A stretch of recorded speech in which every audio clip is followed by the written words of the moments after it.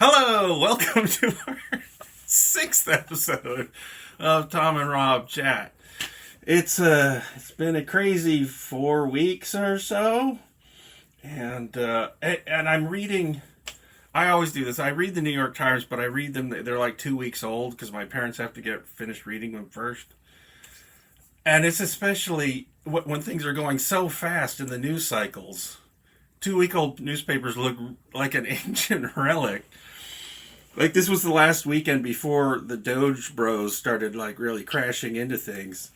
And, this is, like, sort of semi-optimistic little article about, well, maybe Elon won't have the power he thinks he does, and he won't be able to cut what it's not a real organization.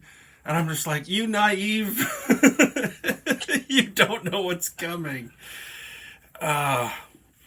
And I'm reminded of, how to get a federal job, it can take 4 to 6 months to go through all the background checks and everything you need. And you're not even handling anything that classified, but they're thorough about it. And then these guys just come crashing in and start ordering guys around. It's very dispiriting. And yeah, I mean, they're not allowed to do that. Yeah, I mean, we had a federal judge basically say, no, nobody can touch the software systems except not even he excluded the dodgy guys and all the politically appointed officials that have, none of them can touch those. Only the people who are authorized by law and have gone through all the background checks and stuff. Yeah, he basically said they're the only people who can touch the it's systems. But you just feel the contempt coming from the people doing this, saying, "So, right? Oh, we have to delete it all. Well, what if we don't?" Exactly. And exactly, and so it really gets back to the old line that is attributed to President Jackson when John Marshall said, "You can't evict those Indians," and he said, "Well, you've made your ruling. Now, how are you going to enforce it?" Yeah, I think I've heard. And he went and evicted them anyway. J.D. Vance echo that, recently or something. Mm-hmm. But if they do that, if they just ignore, because I was going, okay, if they escalate this, and the judge says, "I'm putting you in criminal contempt, and you have to sit in jail," and who's going to put him in jail? I don't know. But I wish like those 20-year-olds should be living with the fear that they're going to go to jail for like 20 years for what they're doing. But this is why you get 20-year-olds. They don't know anything. They don't have a mortgage. They're not raising children. It seems like a very deliberate strategy. There. Yeah. And they will sleep overnight in the office. They'll do whatever. But to hear the stories of them, just like, you're a career guy. You've been there 20 years. You're an expert in your thing. Some 19-year-olds come stomping in and starts barking orders at you. And, like, that's got to feel so strange. Like, who is this guy? And yet he's, like, yelling at me, like, and I'm like, yeah, this really has the feeling of, like, this is what turns into the secret police later on down the fascist road. It does.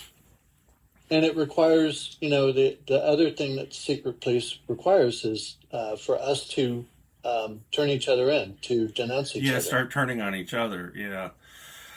As long as we don't do that, if they refuse, then you have a constitutional crisis. And it's basically, I don't know what happens from there. The other nothing good. Nothing good. The other thing was the heroic reporting that Wired magazine is somehow doing in this moment, where like, oh, we found the names of these guys, and then Elon is like, you should go to jail for printing their names. That's against the law. You committed a crime. You commit a crime. And I'm thinking, you can't just say it's illegal. Cite what law that in fact. Yeah. What crime is it? What crime is that? That I've committed.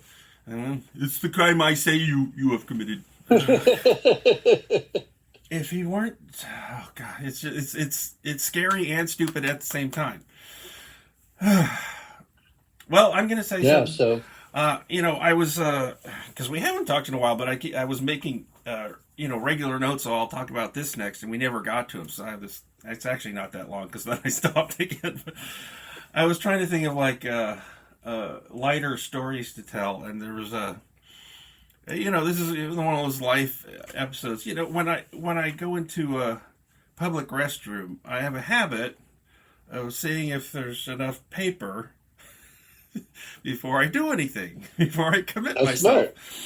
But this was recently, and it's been kind of a strange. There've been weird changes going on at the Starbucks I go to, where they suddenly started opening an extra 2 hours in the evening, when they were already getting no customers up to the 7 o'clock hour, and now they're open until 9. So I thought, well, I'll give them one customer, and I started going kind of late. So the shops, they're basically cleaning up. There's nothing going on. I'm the only one there. I go into the bathroom, and I'm going to go number 1, so I'm not thinking about it. And, when everything empties out, a little signal goes up hey, you might think about... And I'm like... Evacuating the other two. Why the heck not? And I'm like, yeah, and okay. And then I look, and there's no paper at all. And I'm like, And just... 2 women outside working. I can't even use a bro help me out kind of man-to-man thing. And I'm like, I can't just raw dog it and pull up and leave. This one needs I can't use paper towels. Oh wait, and they don't even have paper towels right now. They've got a bunch of napkins stuck up in there. But you can't flush napkins or paper towels. It will just ruin the plumbing. You can't kind of do it and then throw it in the trash can because they're going to close for the night, and that's gross. I'm like, this is a real trick. What am I going to... And then I realized there was one more paper source that would work. It's the seat covers. Those things are made to dissolve instantly. Are made to be, yes. So it was a little scratchy, but it worked. Saved me. I was like, I'm so glad they had those stocked. But it had never occurred to me ever before to use one like that. But I was real happy, and I was thinking, how I feel very clever, too. I don't know. But always check first, even if you don't think you're going to... It was that last... I changed my mind at the last minute, so I just wasn't... Right. Yeah, I always check, too, because I got caught in that situation. It was in a multi-staller. Oh, boy. So I could, and luckily, I just waited till everybody was gone, and then I opened the thing, looked, and then ran with my pants down below my knees into the next stall. The old waddle. Yeah, very embarrassing. They had it in the next stall, so I was okay. Yeah, and fortunately, the only other thing was I was like, well, this is at least a single use. User private bathroom, so there's nobody else here while I contemplate my fate. But yeah, so that was really the only solution, but it was not a bad one. I'm like, yes, this will dissolve. This will work. If only everybody just had bidets, we wouldn't have to worry about it. Yeah. You just spray your butt clean and you're done. Yeah, it's a civilized thing to do. Yeah, I believe in that. Anyway, I've seen a few movies, but one night I up on YouTube popped. It was Stephen King's The Stand, the 1994 miniseries, and I remember hearing about this at the time, but I was still finishing film school, didn't have a TV, didn't see it, heard about it. And it actually came up as some guy's just demonstration of upscaling to 4K from a 1080 file. And I was like, well, let me see what that looks like, because I'm kind of curious about that. And it was looking really good, really sharp. And also, and then that allowed me to start getting into the movie. But I was also he posted this 3 years ago. And it looked good then. So, what is it like now? It must be pretty good. And the other thing that was so great was he didn't set it to have ads in it. So I got to actually just watch the whole thing, no commercials. I can't tell you what a relief that was. I've seen so many ads. I'm just going crazy from YouTube. you stop for a second, you come back, and it makes you sit through another 35 to 80 seconds of like I just paused in a second. I know. Ads are, I just like, I know what they're trying to do. They're trying to get me to pay them extra money to not have the ads, and it's Then you getting don't really have to watch tempting. ads. Because I'm like, how much of my life is disappearing down ad watching holes? I'm like, well, the more All of YouTube it. I watch, all of it, my whole life, it feels like, yeah. But it's like the news. I'm trying to keep up with it. A lot of it is on YouTube now. Is where I'm watching it. Sure. Um, Yeah, I do that too. Little 10-minute videos. I have to watch 3 ads, and I'm yeah. going, Oh or man. it makes me watch 30 seconds of it, and then I can skip. But Yeah. And there's also a thing it's you can kind of annoying. do where you start it, and if it's a really long ad, you can back up and start again, and maybe it'll give you the 5-second one. That sometimes works. Oh, It doesn't okay. I always didn't know work, but that. yeah, I'll it's try almost that. like pumping the brakes, and it thinks you've watched a longer ad, so it gives you the short one. Um, I'm watching all the guys on the Midas network. They're like posting 5, 6 Uh-huh. times a day to try and keep up, and they're just looking more and more exhausted and worn out. And then you hear like Steve Bannon and such say, "This is a deliberate strategy to Yeah, overwhelm, so no one can keep up. We're already doing the next destructive thing when you don't know what to do about the last 4." And that's how the cruelty is the point. It's yeah, definitely a deliberate thing. How many crazy right. things can we do all day, every day? And then you're looking here instead of over there, and there was one more thing I was going to say. Well, it's like when they crashed and put U.S. aid into the wood chipper as a first move. And I'm thinking, now this is even though now I've learned it's a vital agency that was doing a lot of good stuff, it wasn't Yeah, it that well was. known. It's like, how did they know to go after this? Turns out there was a thing where Elon might have had a grudge against it for some. Hmm. They Uh, went after him. They investigated Starlink. He yeah, didn't like that. yeah, he didn't like that. I bet we should do a lot more investigation of Starlink. Um, but then, so I'm watching and I'm like, okay, now I see what they're doing. And they may not even exactly know what they're doing. They're just drunk on power and being able to do it. But I heard they wanted it to like fire and dismantle everyone and dismantle the CIA. And I'm like, okay, They offered everyone in the CIA that a one buyout, escapes me which doesn't exist.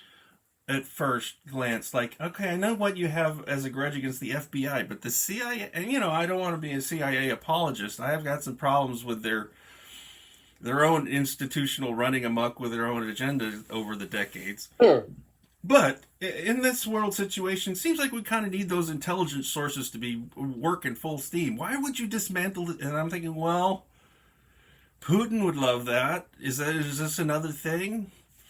And then I Putin is was, he. and then I'm thinking, geez, you know, the, when the Mueller report kind of fizzled out and the impeachments didn't do anything, now if you say, hey, is that Russia doing something? They can say, oh, the Russia thing, that's so tired. We already did that. It came to nothing. It's a big nothing burger. You can't say Russia anymore. You've cried wolf on that enough. And I'm like, well, man, it's true. That's how it would be an instant, easy thing to say. You can't mention Russia anymore. We did it, and it came to nothing. This is new Russia. This is this That is was old Russia. This is new Russia. Because they're still doing it. I mean, their hybrid warfare, what they are calling or classifying as hybrid warfare, they're doing it with the dragging of the anchors in the Baltic Sea. oh yeah, that. The all of that is part of their attempts to again overwhelm Europeans and Westerners to throw up our hands and like constantly what they did in Moldova, no, was Romania. I'm sorry, with the election, they basically flooded the zone with bullshit Facebook bot ads um, to get their preferred candidate in, and the Electoral Commission said, "Yeah, this was bogus over there were almost more bots than Romanian Citizens. social media users. So, yeah, not letting that happen. So they canceled it, and then because to those guys, to Putin and now the Hungarian, whose name has escaped me all of a sudden, Orban? Viktor Orban. Elections are a joke. They control the people who count and who declare, and so they're not real elections. They're jokes. Mm. And they're trying to do that in Western countries for the same purpose. Two reasons: to delegitimize those elections, so that when other people say, "Well, your guy didn't win," it's all, "Well, you're just doing what you claim we do, is just declare things you don't like to be false." And no, because we actually have evidence behind our claims, and you don't. You don't. Yeah, but the average Joe Blow doesn't know better, and Steve Bannon is right. It says you just keep yelling this stuff, and other people are yelling other stuff. They don't know it. You don't know what to believe. I had people tell me that. I said, about X, isn't X kind of messed up? And people believe that, and they said, "Well, how do you know what to believe?" No, because it's worked on you. It has worked. It's worked. I mean, it does look eerily, the way Elon took over Twitter, crashed in there, fired everybody that was providing essential services, messed everything up in a rampage, did stupid things like, well, I'll save money by cutting the janitorial staff, and then all the toilets overflow. And you're saving pennies out of $44 billion to cut the janitor. Yeah. So his thought processes are like not nonsensical. And yet here he is, still at it. Well, when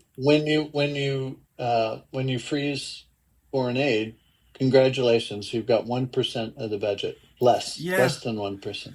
$50 billion. Meanwhile, people are starving and need HIV medication, and in Africa it's horrible. Anti-malaria and HIV were propped up 80% with aid money, U.S. aid money, and building almost all the good independent media in Ukraine. This is why Putin loves it. Is dependent on grants from USAID. They don't have the same subscription standards that we do here. So they're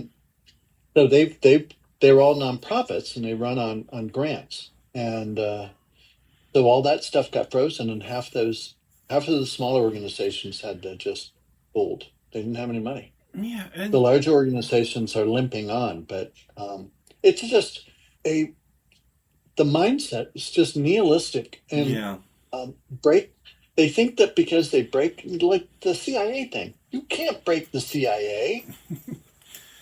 What the hell are you thinking? What the hell are you thinking? Yeah. The same thing with the FBI. You can't just take 24 people.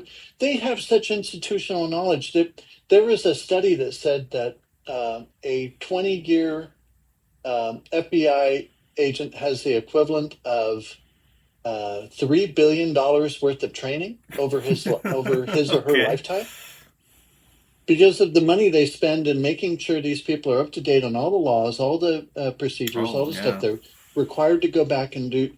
I mean, you have to sit through a 4 to 6 weeks or 4 to 6 month in Quantico as a cadet before you get to be an FBI agent. So it's like you spend a lot of money on these people. And you dedicate your life to it. Yeah. And like I said, there's a lot of our old money already invested in these people. You don't just cut them loose. It's just stupid. It's just idiotic. It's not cutting waste. It's cutting value. I don't. Right. Exactly. And that's what the whole NIH thing is. All the scientists are saying, this is not waste. All the grants are frozen. No more science research in the U.S. So from first in the world to last. That's a good thing? Yeah. That again is a return on investment that you takes years to build up to where it's like paying out all the time. And then, so, even if they stopped all of what they're doing right now, we need like half a decade to rebuild what they've done in a few weeks. And they haven't stopped yet.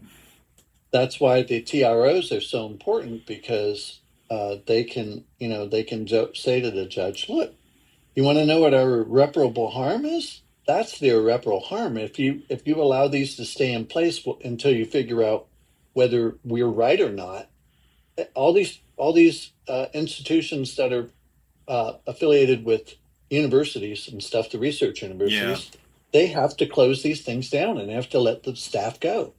And so if you suddenly in 6 months decide, oh yeah, they shouldn't have cut off your funding, you get your funding back. And well, great. Now we're at square one. Yeah.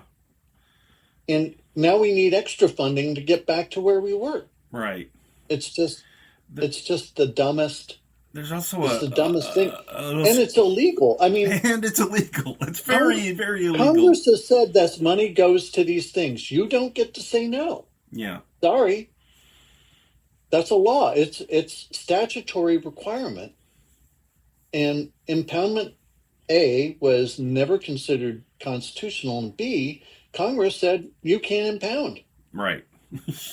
And force the new president to sign the bill. And then because I think Nixon tried to veto it, and they had such overwhelming support for it, they overrode. But it was like, you have no legs to stand on here. Yeah. This is strictly dictator territory. That's all it is. If they had any ability to actually do stuff, they would have the Congress write new bills that made the laws different or something. But they don't. I don't think the House, all those clowns in Congress don't know how to really do that somehow. And they control both houses of Congress, and they still couldn't do it. So it's like, oh, I know what. We'll just do it by fiat. Well, no. Constitution doesn't allow the president. Article 2 doesn't give him fiat powers. No. Okay? It just doesn't. It's pretty clear. It's also pretty clear what powers Congress does and should have. Right. Unambiguously. Like the power to appropriate money. Mm-hmm. Yep. That is their job. It was specifically all the president gets to do is veto or not veto. We had better put the purse strings in some other place than the executive if we want to make sure that. And now you got, the vice president saying blatantly unconstitutional things just with a straight face. Oh. And he went to law he school. Wants his people, his supporters, to believe that. Yeah. Yeah. I'm basically doom scrolling all day long now. It's, but no, it's like I'm not even really in this fight. I'm just watching. I didn't know there was going to be a march downtown until it had already happened. I was like, oh, okay. I'm glad they did that. I didn't know to show up. I'm not sure what good I would have done if I had, but the only thing I'm doing is it's important for them to do it. And apparently the what do you call it? The switchboard at the Capitol is going crazy. They're getting, instead of 40 calls a minute, they're getting 6,000 calls a minute. Yeah. All about this stuff. All about Elon. All about the impoundment. All about... Yeah. There's a lot of people paying attention. We're going to end birthright citizenship. Sorry, no, you can't do that. Yeah, I can't do that. And I heard a dispiriting report about, congressional staff are saying, we're getting so many calls. How do we make it stop? I'm like, maybe by listening to what they're upset about and having the person do something along those lines. Yeah, do something differently, and maybe they'll stop. Maybe they'll stop. Yeah. Stop being, handmaidens to the dictator, and do your job, and maybe it'll stop. Oh, and it's dispiriting to watch, Chuck Schumer be rolled out to places and fecklessly, "We will win. We will win. Rah, rah, rah." Like, that's not going to do anything. Well, I mean, they do need to do that, but then you have to figure out, the lawsuits are coming fast and furious, but, what if they don't, as you asked, what if they just say, oh, okay, I don't care what your judge is a radical leftist, Right. and Should be or impeached. as I forget who it was, but it might have been Stephen Miller who said their ruling is unconstitutional. Yeah. I mean, you don't get to No. decide that, Steve. Yeah. No. Lit- Well, it's clear, like, what we say is constitutional, and Right. not what you say, or what the Constitution says isn't what it says. But it's all very brazen, and still, it seems like they're making such reckless moves. This could all come crashing down, but the amount of damage they can do I before, know. and weaken us on the world stage at a tricky No, time that's in already history. Canadians hate us now. Yeah. Since when did they ever hate us? They do now. And in fact, since he announced the steel tariffs during the Super Bowl, Oh, that hits Canada. And I'm like, hey, Canada, if you still had all those other tariffs ready to go as a response a week ago, just say you're doing them now. Like, okay, plunk them down. okay. Florida orange juice, Kentucky bourbon. Yeah. Uh, I no, mean, I thought those were really they good tailored proposals. Like, yeah, Canada, yes, do it. No, they did. They did And that also, in we're going to 2017, the last time specifically they did pick it. red states to Yep. react to. They know what Yep. they're doing. I'm like, oh, there's some smart people up there, eh? Well, they got the McGill University, eh? Yeah. That's a good university. They got some real brains up there in their heads. Okay. Yeah, real smart people. Real smart. Brutal smart. Okay. Wicked smart. Wicked smart. Wait, that's Boston. That's Boston, for God's sake. Anyway. Not Canada. Oh. I don't know, north of here. North of here. I'm just mixing them all. Anyway. Well, they live where it's very cold, so they're actually pretty tough people up there. Oh, yeah. I mean, you just think of how cold it is, like, in Chicago in the winter. It's like, Canada is so far north of that. The southernmost point is way north of That's on that. the southern point of Lake Illinois. The governor of Illinois just renamed Lake Michigan Lake Illinois. So Did what? I didn't. to troll Trump, he said, "I have a special announcement. Lake Michigan is now Lake Illinois, and we will be occupying Green Bay to make sure that people don't try to come across the lake and invade." So just being funny. I appreciate the satire. There's a scene in Woody Allen's Manhattan where he's at a party and he's talking about, oh, I hear there's a bunch of neo-Nazis going on a march. We should go down there with, baseball bats. And the guy he's talking to said, oh, I read a devastating satire of that in the New Yorker. And he's like, yeah, it's satire, but, it's hard to satirize with the shiny boots and the goose. Maybe something else is required here. Exactly. Exactly. Yeah, pushback. And, I mean, it's just like, I don't know that I'm not going to be just like going into a shop in town sometime and then suddenly there's all these MAGA goons like going, hey, you look different. What are you? Where do you come from? Go back there. And like, I have thought that this might happen. And until a few weeks ago, I didn't think that. We already have the jackasses putting on fake ICE uniforms and knocking on people's doors. Oh, yeah. In person. Yeah, they're impersonating Emboldened. Some of them have gone to jail, but you can see how it's making them all think, hey, it's open season. Right. Right. And especially if Musk and the dodgy people refuse to follow the orders, how would we know if they're complying or not? How would we know? Would there be brave enough,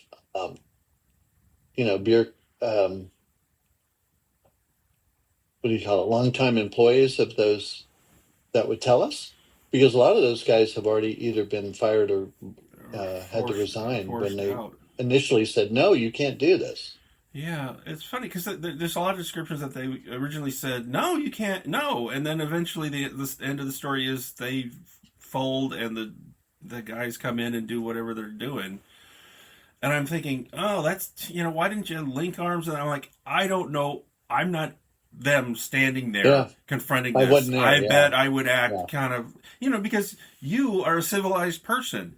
You will resist to a certain point where, and then you feel awkward doing anything else because you're not that pushy like they are. You're not as emboldened as they are. Um, Even though you're right, it's like, it must feel very awkward when they pull up. And sometimes they pull up in the middle of the night, right. at weird hours to do this stuff. There's a guy I've been watching who's just like really focusing on Elon, and I didn't realize this at first because he's talking about the same stuff that the Midas Network does and all this stuff. But he started out as kind of a financial advice YouTuber. Oh, He was talking about economics and following businesses, and he started following Elon's businesses and saying there's something weird about this guy. And now he's just reporting, all this political stuff because it's like that's where Elon went. So now he's doing that full time now, and he didn't expect to be. And sometimes he goes, I got to report all this, but this isn't where I didn't sign up for this originally. I was just going to say that I wouldn't invest in Tesla stock right now is where he wanted to go with this. And, well, I got out. I mean, when he started acting flaky, I sold all my Tesla and took my profit and went home. good, good. Because I don't know. I mean, it could. I have to believe that some of this will really impact his stock worth, especially since a lot of it is hyped up and inflated thing. Like when he feels like sales are Oh, soft, yeah. he says, "Okay, actually, we're doing robots," and he has a guy dancing like a robot, and the stock goes up again that weekend, and it's all this. He's bubbled his own thing up, He's a and pumper dumper. He's a pumper and dumper. So, and he knows how to do that. he does know how to do Um, that somehow. Someone put together a really good video supercut of him saying, "Oh, by the end of this year, we will achieve orbit with Starship." I think I Oh, saw but in that one. 2016, 2018, 2018, 2020, 2022. Now again, he tried again. It blew up. Yeah, right. So not even the little fragments Oh, achieved did you hear orbit. what they call an unexpected rapid disassembly? Disassembly. It's like when you disassemble something, you can reassemble it. This is not a Right. disassembly. Because you'll never find most of the You'll never parts. find most of the parts. But it's very symbolic of his crash in there and break stuff mentality. Hmm. Hmm. Um, uh, Yikes! Yeah, I mean, I'm still waiting for his boring company to like cause a tower in Vegas to fall over or something, and they'll find that he's eroded the understructure. Um, Oh my God. Why he's allowed why he's allowed to do anything is beyond me. yeah, it's just like the whole world should Um, gang up on him and say, "Hey, we need to stop this guy." And there are economic tools we can use. Like if everyone yeah. dumped their Tesla stock, if every something. I think France was threatening to investigate him for something. Like we're not sure we like this as you know, Yeah. but it'll take a concerted effort. But he must vulnerable spots that can be if they're all hit at the same time, and his value drops, and then he becomes more desperate, and then I don't know.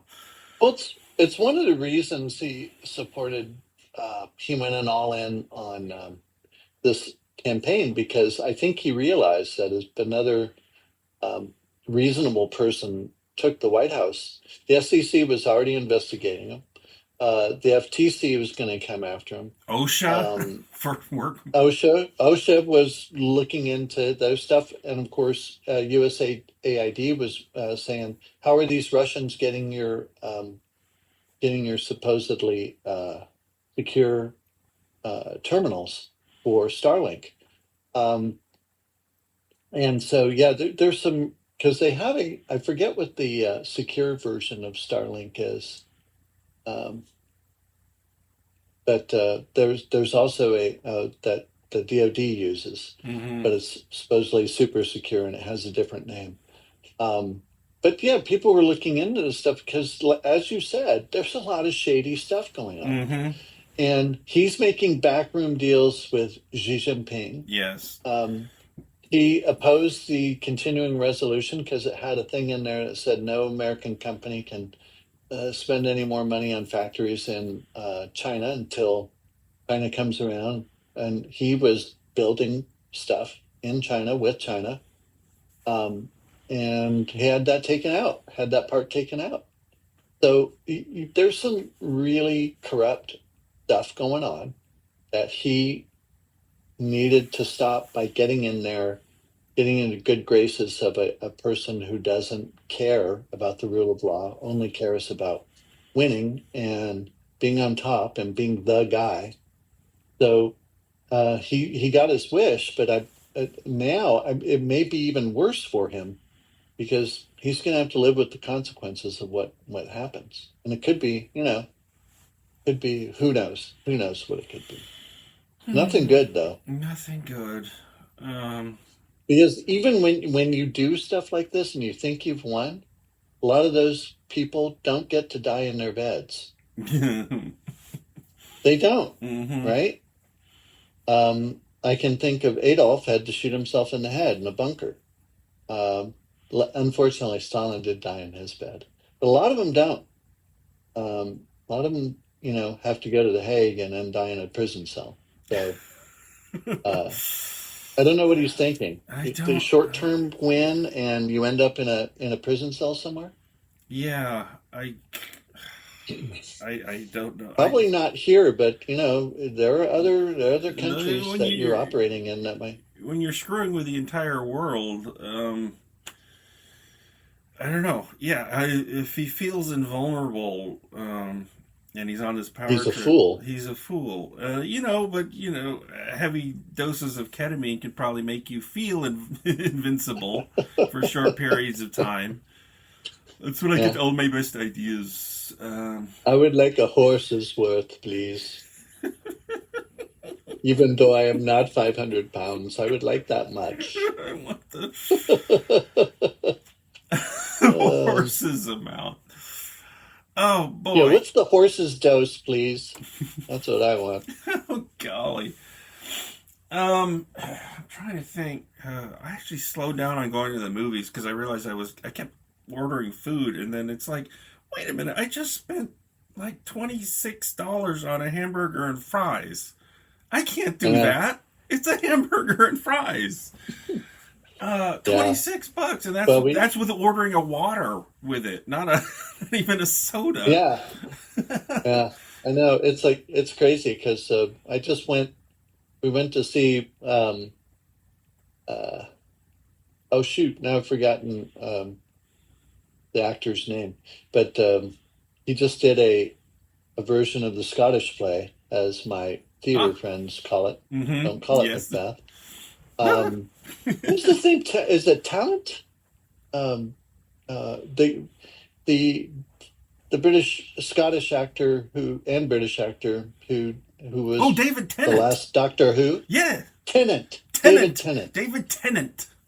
Yes, lovely I don't chap. know why I went to Talent. Anyway, he did a really interesting. They did a really interesting version of Macbeth, and in a very they used basically a black box technique. So the stage is a big white square. Ooh. There was a space behind them. It was done in thrust, so you had audience on three sides around this big white square.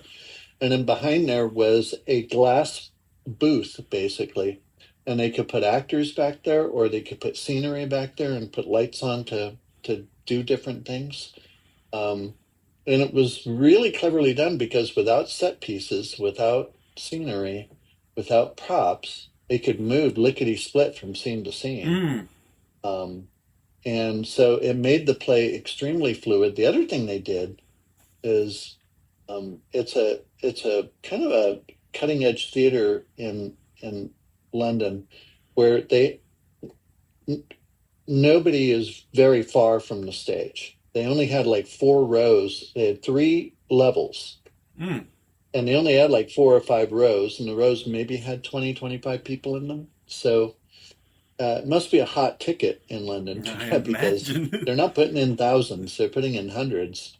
And everybody had headphones Hmm. and the actors were mic'd so that they could get Oh, very intimate oh, because, very there's you could, there's whispery parts yeah, between there's collusion Lady between. Macbeth and Macbeth, and they allowed these people with their headphones to be able to hear the Wow, because normally you can't um, do that in theater. That's the whole point. no, No, it's a no, you film can't. technique. And because they were actually filming it as well, but it was the stage play. They didn't all they cleverly hid the cameras. I never saw one camera pick up another camera. Wow. Um, and they were using very long lenses to get their close-ups because they were at least 35, 40 feet away. Um, so I don't know what telephoto length they had to take to get close-ups when they got them. But it was really, really good. And I saw it in a theater. There's a reason I bring this up. I saw it in a theater and it hadn't been in a Cinemark um, uh, in a long time. And the food, now they have like a nacho bar where you buy the bag of chips and then you open it up and you put it in a little Oh, thingy and they have this pump where you pump the squirt, cheese squirt, onto it. squirt. Yeah. Yes. And I was going, oh my God, you do it yourself, and that they have, of course, all the popcorn and the most expensive popcorn being $10, Right. um, and the least expensive being 7. So it's like Yes. it's popcorn, people. Yes. Anyway, Yeah.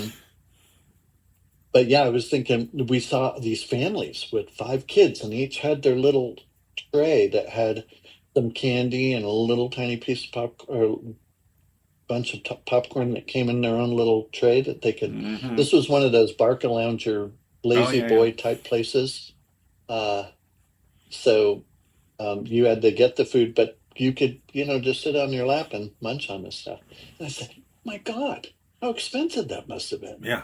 Is that kid's meal is probably at least $8. And they had 4 kids. There's 32 right there. And then It's a hundred the hundred twenty tickets. dollar evening for the family to go to the movies. Yeah, come on. Yeah. Yeah. So, And then they what worry that happened the was, film business is kind of having problems. Well, and yeah, they I mean, recently you've made it just really expensive to go there. So it's like, someone put it into my head, like Alamo Draft House. It had still been owned by Tim and Kerry League, but they sold it to a private equity firm, and this new ownership, they're like, we won't change anything. But they're of course very hostile to unionizing and the workers being treated fairly. In fact, they fired a whole. It was kind of a big story for a day in the Chronicle. Mass layoffs at Alamo draft houses around the nation, just cutting the staff radically as soon as this deal went through, and it was. oh, And I'm like, so I shouldn't be supporting it anymore, but I like going to the Alamo. I'm kind of invested. But then people say, well, yeah, are you still buying stuff from Amazon? I'm like, yeah. And my whole screwy, like, small little lifestyle where I try and not do much and mind my own business is now getting squeezed from all sides. I can't sustain it anymore, and I'm not even spending that much. It's I know. I I don't know. do anything extravagant, and yet it's getting squeezed. And this is the first time I've really felt like events on the national and world stage are actually directly affecting me, even though I'm trying to be quiet and mind my own business. It's like it's happening anyway, which does make Right. one Yeah, it want to feel happens like, no like I matter. have to be engaged somehow because yeah, I'm in this too. We're all in this. Yeah. It's Um, like Professor Tim Snyder, who I'm a big fan of, wrote he had companion books, the little pamphlet, the first pamphlet was called On Tyranny, and there was 20 things how to deal with tyrannical uh, times. And now his new book is called On Freedom. and he said freedom isn't a negative, right? Freedom from. Freedom in its full form is freedom to have. And so it was really, he's probably the one of the top intellectuals in the country right now. Mm-hmm. Um, and I love listening to his, he does a Substack, and he also does an audio Okay. version of the Substack called Thinking of. And so he'll do his little thinking of things. And one of the things he says is like, you can't be silent. You can't do as you said. Like, I'm just going to mind my own business and stay out of the way. He said, they're not going to allow you because they don't care about you. They don't care what they do to you. Yeah. If you're collateral damage, well, too bad to be you. And so you have to actually start pushing back because they rely on acquiescence. Yes. So if you won't acquiesce, you make it harder for them. And he's given all his thugs or his thuggish followers, opportunity or permission to be violent. And so, you've got to push back. I don't know. I mean, I guess I'll post this video. I feel a little like I know I have a little nothing channel with only 9 subscribers. Actually, it went up to 19 over the course of those 5 episodes. We actually got higher. We doubled in size. But all it takes is like one bot looking around on YouTube for people who chop on Elon, and then suddenly I'm on a list somewhere.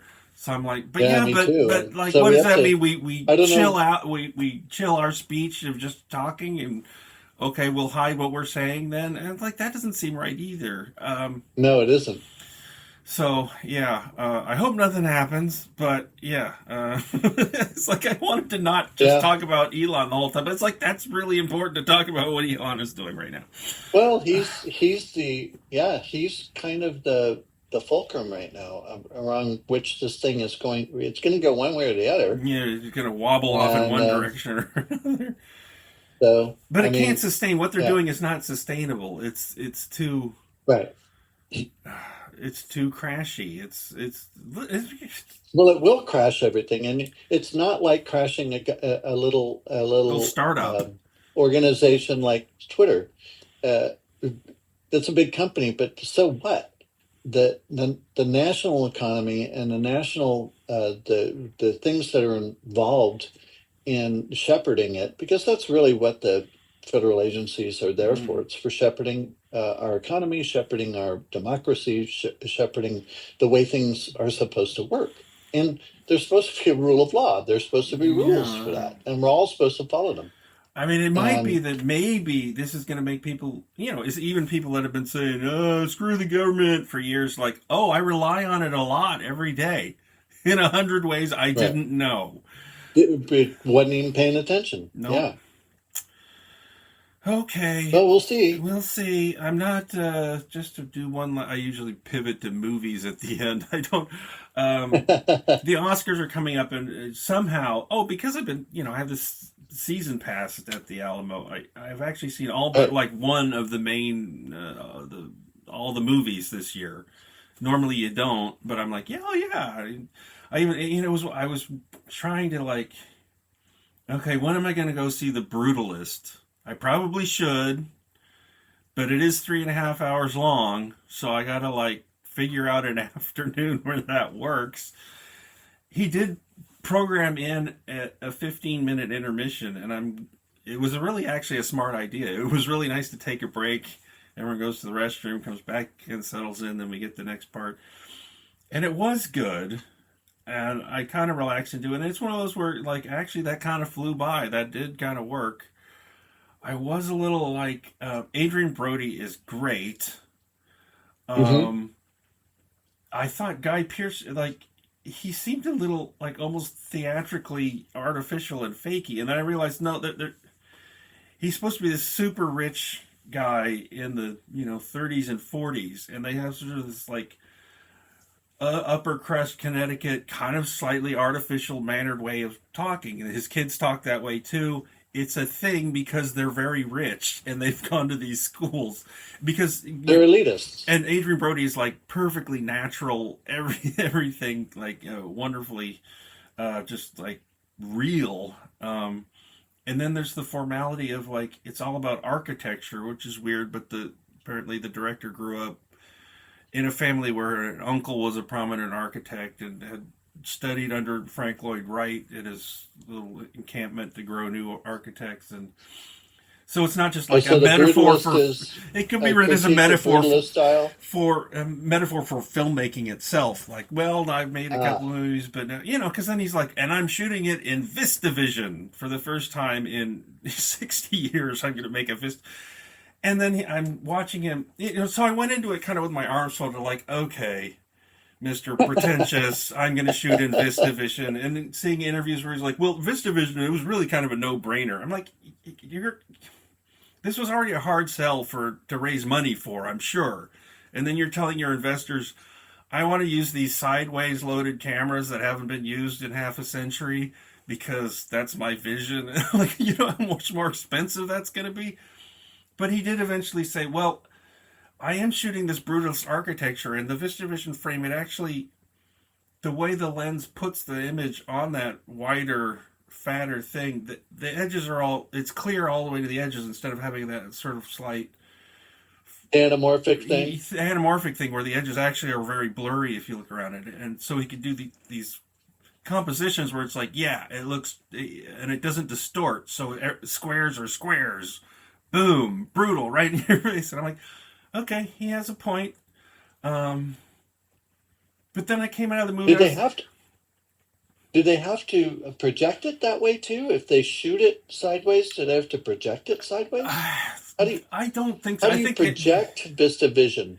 I don't know. I'm pretty sure I saw it projected digitally, even though. Oh, right.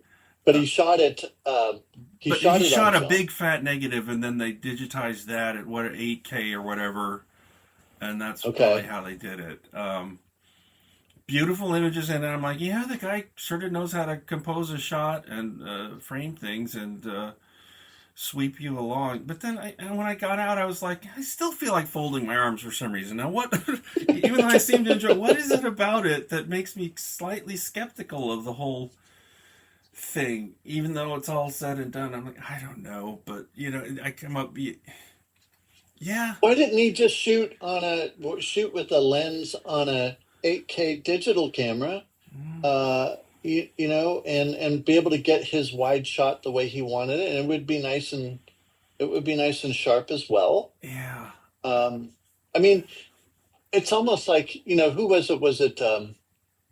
Was it Tarantino when he did The Hateful Eight? Didn't he shoot that on? He shot it on Panavision 65 with a 70 millimeter projection. A 65 millimeter format, though, right? Yeah, the negative is 65 millimeter. Like Ron Howard tried to do one of these with his Tom Cruise Western. What was that format called? I think it was just called Panavision 65, I think, or Panavision 7. Okay. I actually did, because he made it was screening digitally, but one Alamo, the one they still had, the downtown one, it was equipped to show a 70 millimeter print. And there was a separate showing of The Hateful Eight in 70 millimeter. And I'm like, I do want to see the difference. And also, it's a slightly different edit. But I'm like, ooh, it does look different to have an actual full, huge print in that format on the screen. It's a little creamier. It's a little more analog. You can the film grade, the way the colors speckle in it. I'm like, yeah, and then he's shooting a lot of sweeping, snowy landscapes. I'm like, yeah, those look really nice. Those are really, and then you get a giant close-up of Samuel Jackson's face, and you can see every pore and thing. I'm like, no. It's funny, because it ends up being this little claustrophobic thing where they're trapped in a small cabin. Yeah, they're trapped in a cabin. And he wants to shoot it in the biggest, most epic format possible. I'm like, that's kind of okay, if you've got the swipe. But that's what I don't get. It's like, how does this guy who's made maybe 2 movies before this have the... And no one saw his other movies, because they were also like weird, arty little things. How did he even get to make the second film, let alone the third one, and then demand to shoot it in VistaVision? I'm not sure how he's because doing that.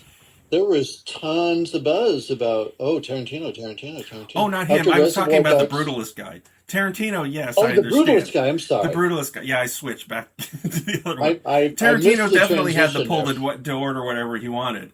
The Brutalist guy, I don't understand. He is not making. I mean, he has made 2 Who is the movies. Brutalist guy, by the way? Who is the Brutalist guy? Do you remember his name? Corbett.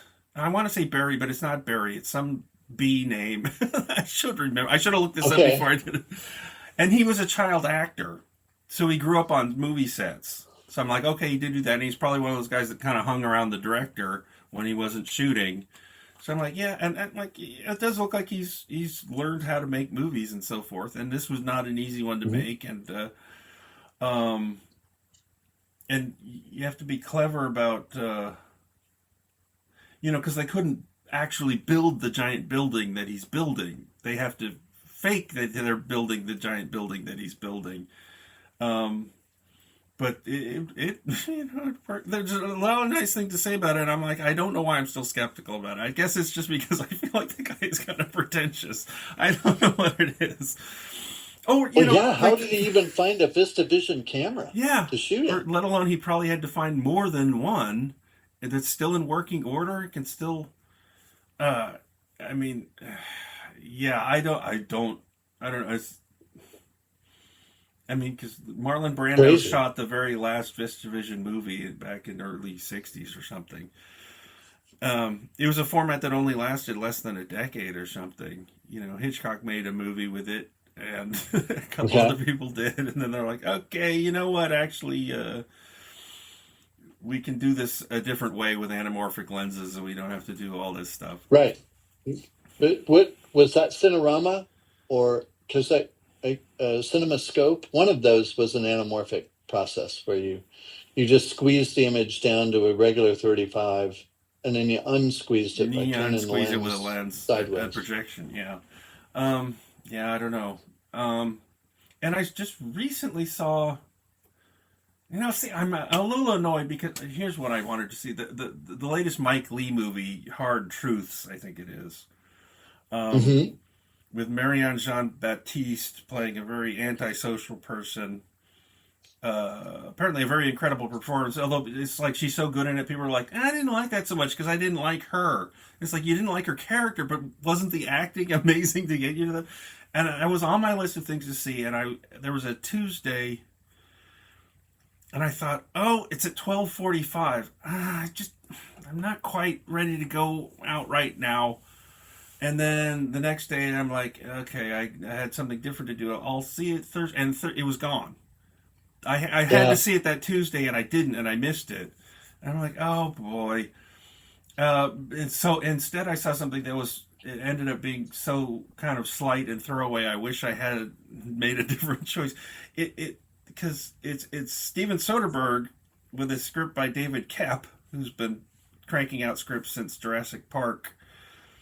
And in fact, there's another Soderbergh Koepp movie coming immediately after this. Oh. They did 2 at once somehow. One of those Soderbergh things, like, oh yeah, on the weekends we're going to do the quicker one. Yeah. Both look good, but this is like it seemed like it was going to be a horror movie, and kind of like Nickel Boys, like the camera's first person doing these long takes, Oh. following them around. They're in this house. It's called The Presence, and the camera plays the ghost presence. So sometimes they're like almost looking at the camera, and then the camera kind of backs away from them because it's like, and it floats around, and he does his own camera operation. So this is Hmm. literally Soderbergh doing all his moves. So that's fun to watch. Then it ends up sort of having this sort of Twilight Zone ending at the end, and I'm like, oh, this was just like they batted this idea around one night and wrote it up really quick, and then the main point was to give him the toy to play with this. He's like Hitchcock. He's done so many movies. He gets to do one that's Right. just a throwaway experiment just to see what it's like.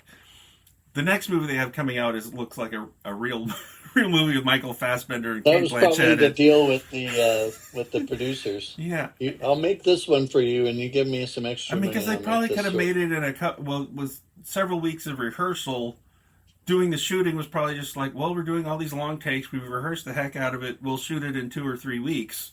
Bam. It looks like that.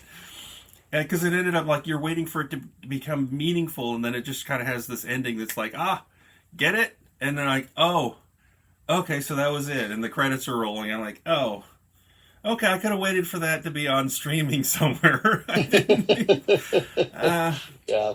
Oh, well. But, I'm feeling exhausted by everything and trying to make do. Just got to try to hang in writing, there. started writing, like, just rhyming lyrics, like I'm writing protest songs or something that I have no intention of. But yeah, it's after I saw that Bob Dylan movie. Oh, right. And then David Lynch died, and he's like, well, you catch little fish. If you catch one, like, follow it where it's swimming to. Because I was, like, in the shower, kept thinking of little rhyming couplets. And then something said, that's one of those fish. Write those down. I'm like, okay, I'll think of it. And then Did you say it in your David Lynch voice, though? That's one of those fish. You gotta write those fish. You catch those fish. Yeah, you gotta catch those fish. And then you can catch a bigger fish with the smaller one. And then always remember to meditate twice a day. It's a fun voice to do, the David Lynch voice. It is. It is. And I enjoyed hearing it coming from the supposed John Ford. Oh, yes. At the Fablemans. Oh, that's right. We saw that together because I invited you to go see that. We did. Yeah. I've seen it. I saw it with Virginia, too, so because she never got to see it. So Horizon down here. I've seen it twice. Horizon up here. Horizon in the middle. Yeah.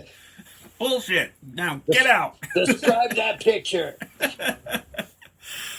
Well, yeah. I hate to call an end to our meeting, but okay. Nature's calling. Okay. Well, you've got to answer that call. You got to answer that call, as we were talking about at the beginning. It's a bookend. We did it. All right. That's it for episode 6. So you got another rehearsal next Monday as well. 2 Mondays from. Oh, two. So 2 weeks. So 2 weeks. So next week. So next Monday I could do a normal 6:30. Okay. Well, let's think about doing that unless, we're in jail or something. Because this video attracted too much attention. And we're on the list. Yeah, like that's going to happen. Okay. I don't know. We don't know. I'm hoping the good guys will win somehow. Eventually they do, but a lot of bad stuff can happen in between. They're not... They appear to be very strong and formidable, but that's the intimidation. They're not really. They're not really. We have to remember that. They're actually very weak, very kind of, the creepy bully guys that don't... And remember, Elon grew up a picked on little nerd, and he's got some insecurities going on in there. Right. So there's vulnerable points to him. Yeah. Yeah, I think he would do really well in prison. So. Oh, yeah, anyway. Really well. The U.S. Marshals, I really think he would do well. Maybe just in detention. Some D.C. traffic cop could pull him over for some reason. And all right, well, I'll let you go, and thanks for talking. We'll see you next time. Yeah, good seeing you again. Okay, all right. Bye-bye now. Bye-bye.